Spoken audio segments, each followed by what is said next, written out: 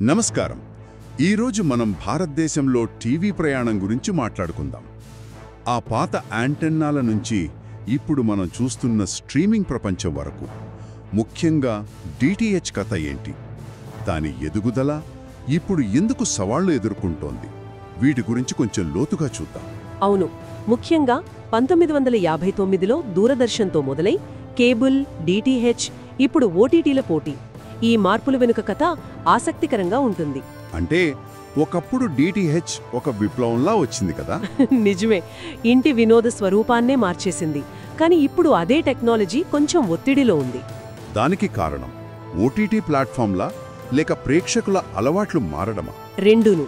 Internet ఆధారిత ఓటీటీలు అంటే నెట్ఫ్లిక్స్, ప్రైమ్ లాంటివి రావడం, అలాగే మన వీక్షణ అలవాట్లు మారడం, ఇవన్నీ డిటిహెచ్పై ప్రభావం చూపుతున్నాయి.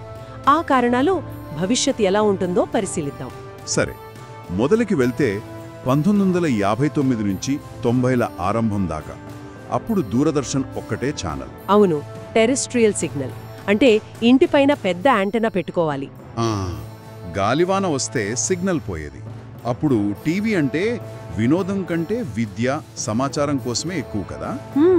వినోదం ఉండేది, కానీ తక్కువే. అయితే 1991లో ఆర్థిక సంస్కరణలు వచ్చాక సీన్ మారింది. ప్రైవేట్ ఛానల్స్ వచ్చాయి కేబుల్ టీవీ ద్వారా. అవును, జీటీవీ, స్టార్ ప్లస్ లాంటివి రావడంతో అసలు వినోదం మొదలైంది. చాలా ఛానల్స్ వచ్చాయి, కానీ కేబుల్లోనూ సమస్యలుండేవి. ఎలాంటివి? ఒకటి, సిగ్నల్ క్వాలిటీ అంతంత మాత్రంగా ఉండేది, కొన్నిసార్లు బాగా రాకపోవడం. ఇంకా ఛానల్స్ మనకు నచ్చినవి ఎంచుకునే స్వేచ్ఛ ఉండేది కాదు. అవును, ఆ ప్యాకేజీలు, బిల్లింగ్ కూడా సరిగా ఉండేది కాదు. నిజమే, బిల్లింగ్లో క్లారిటీ లేకపోవడం, పల్లెటూళ్లకు సర్వీస్ సరిగా వెళ్లకపోవడం, ఇవన్నీ ఉండేవి. సరిగ్గా ఈ సమస్యలకే సమాధానంగా డిటిహెచ్ వచ్చింది, డైరెక్ట్ టు హోమ్. అవును, నేరుగా శాటిలైట్ నుంచి ఇంటికి డిజిటల్ సిగ్నల్. 2003లో డిష్ టీవీ మొదలుపెట్టింది, ప్రభుత్వ అనుమతులతో. దానివల్ల లాభాలు? స్పష్టమైన పిక్చర్, సౌండ్, క్వాలిటీ చాలా బాగుండేది. మనకు కావాల్సిన ఛానల్స్ ఎంచుకోవచ్చు. దేశం మొత్తం కవరేజ్, రీఛార్జ్ కూడా ఈజీగా ఉండేది. జనాలు బాగా కనెక్ట్ అయ్యారు. అందుకేనేమో తర్వాత చాలా కంపెనీలు వచ్చాయి, Tata Sky, Sun Direct, Airtel. అవును, 2006 నుంచి 2009 మధ్యలో చాలా వచ్చాయి. Reliance, Big TV, Videocon, D2H. పోటీ బాగా పెరిగింది. అంటే ఆఫర్లు, తక్కువ ధరలు. కరెక్ట్, అది డిటిహెచ్కి స్వర్ణయుగం అని చెప్పచ్చు. 2015 వచ్చేసరికి ఏకంగా 7,31,00,000 కనెక్షన్లు. అబ్బో, పెద్ద నంబర్. మరి ఆ తర్వాతే నా కథ మారింది. అవును, 2015-16 తర్వాత పరిస్థితి మెల్లగా మారింది. దీనికి అతిపెద్ద కారణం చెప్పండి? ఓటీటీ ప్లాట్ఫామ్లు, హాట్స్టార్, నెట్ఫ్లిక్స్. ఎగ్జాక్ట్లీ.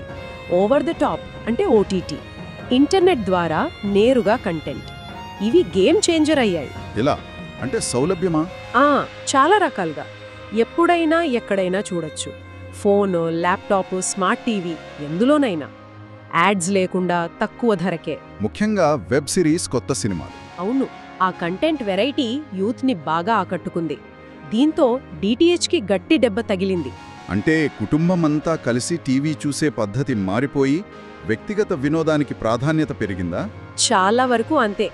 ఎవరికి నచ్చిన కంటెంట్ వాళ్లకు నచ్చిన టైంలో చూస్తున్నారు. దీని ఎఫెక్ట్ నంబర్స్లో కూడా కనిపిస్తోంది. కనెక్షన్లు తగ్గాయా?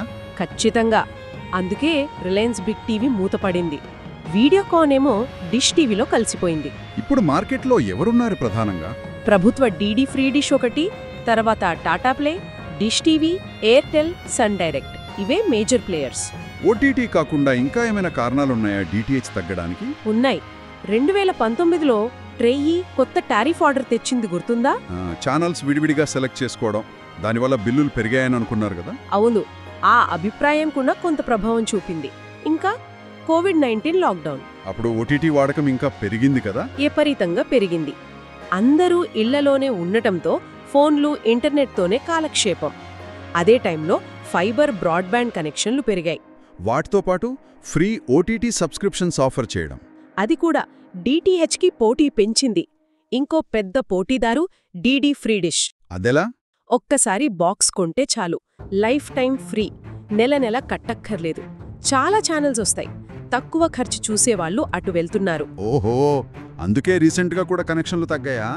అవును, ట్రై డేటా ప్రకారం 2023 జూన్ నుంచి సెప్టెంబర్ మధ్య అంటే కేవలం 3 నెలల్లోనే పెయిడ్ డిటిహెచ్ కనెక్షన్లు దాదాపు 22 లక్షలు తగ్గాయి. బాబోయ్, చూస్తుంటే టెక్నాలజీ ఎంత వేగంగా మారుతుందో. ఒకప్పుడు ఇంటికి కిరీటంలా ఉన్న డిటిహెచ్ ఇప్పుడు నిలదొక్కుకోవటానికి కష్టపడుతోంది. నిజమే. స్మార్ట్ఫోన్లు, హై స్పీడ్ ఇంటర్నెట్ మన అలవాట్లను పూర్తిగా మార్చేశాయి. మరి డిటిహెచ్ భవిష్యత్ ఎలా ఉండబోతోంది? ఖచ్చితంగా సవాలుతో కూడుకున్నదే. పూర్తిగా పోతుందని చెప్పలేం కానీ ఆ పాత వైభవం రావడం కష్టం. ప్రజల ప్రాధాన్యతలు మొబైల్, ఆన్ డిమాండ్ కంటెంట్ వైపు వెళ్ళిపోయాయి. అంటే డిటిహెచ్ కూడా మారాలా? తప్పదు. బహుశా హైబ్రిడ్ బాక్సులు అంటే డిటిహెచ్తో పాటు ఓటీటీ యాప్స్ కూడా ఉండేలా అలాంటి ప్రయత్నాలు చేస్తున్నాయి కొన్ని కంపెనీలు.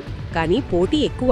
ఇంకో విషయం, భవిష్యత్తులో వెబ్ 3.0 లాంటి టెక్నాలజీలు వస్తే అది ఇంకా పెద్ద మార్పు తీసుకురావచ్చు. కంటెంట్ యాక్సెస్, కంట్రోల్ అంతా మారిపోవచ్చు. ఇప్పుడున్న ప్లాట్ఫామ్లకి అది సవాల్ విసరొచ్చు. అంటే టెక్నాలజీతో పాటు మారకపోతే కష్టమన్నమాట. అదే డిటిహెచ్ కథ మనకు చెప్పే పాఠం. ఎప్పటికప్పుడు మారితేనే మనుగడ. చూద్దాం వీక్షకుల కోసం ఈ టీవీ మాధ్యమం ఇంకా ఎలా రూపాంతరం చెందుతుందో.